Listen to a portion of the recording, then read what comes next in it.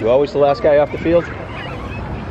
Well, my dad always told me to be the first one on the field and last one off the field, and I try to do that, but it's not intentional. I just like to work on my moves and stuff after practice, and the stuff I mess up on, try to get better on. So you take mental notes during practice, and then you kind of go over and work on what you did or didn't do, I think? Yes, most definitely. Everything I pretty much do is mental reps or physical reps, and when I'm not in, I either learn from people in front of me or learn from the coaches' tips.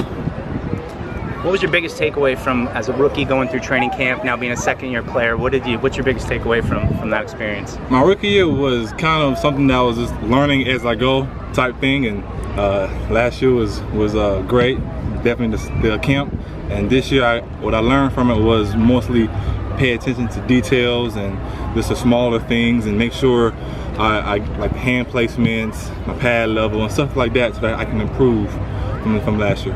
Now, Deatrich, the D-line last year was touted as not one of the best in the NFL. What are you guys doing this year to improve the D-line going into this season? Well, we're just focusing one day at a time. Every day we try to get better. We watch film every day, and we try to work on the small things, work on the hand placement, like I said, pad level, work on the integrals, and at the same time building a chemistry amongst the D-line so that we can thrive next year. Talk to me about the addition of Adrian Claiborne. What has he done to help the younger guys on this line, especially with the season he had last year with Atlanta? Well, not only Adrian Claiborne, but Danny Shelton. You have to add both of them in. They both came in as vets, both experienced, and they bring in their experience to this D-line, experience that myself and other young guys may not have seen or may not know, and stuff like that. And they bring in another part, another integral of the game that we can get better on. The job of edge rusher, I mean, sacks, it's just the job of edge rusher. Sacks are important, but isn't it more important to disrupt the play? You know, make the quarterback break down. Yes, coach always tells us to be disruptive. So if it's sacks, it's PBUs, closing the pocket, containing him, put your hand in his face, anything to disrupt the quarterback's communication and throwing the ball to the ball carrier. Anything of that, anything to get him off his rhythm, that's being disruptive. So once you throw the ball, you hit him. If it's take the lineman and put it on his lap, anything of being disruptive, that's what our coaches preach. The D-line seemed to be clicking in those goal line drills today. How important of an aspect is that for you guys focusing?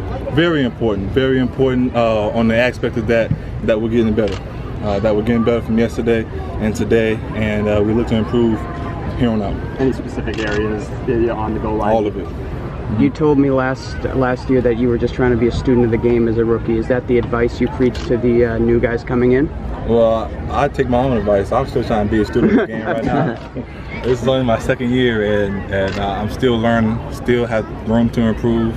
And while I'm learning, I'll also tell the guys who came in behind me, the rookies now, little small things that help me out through, just like the vets did me.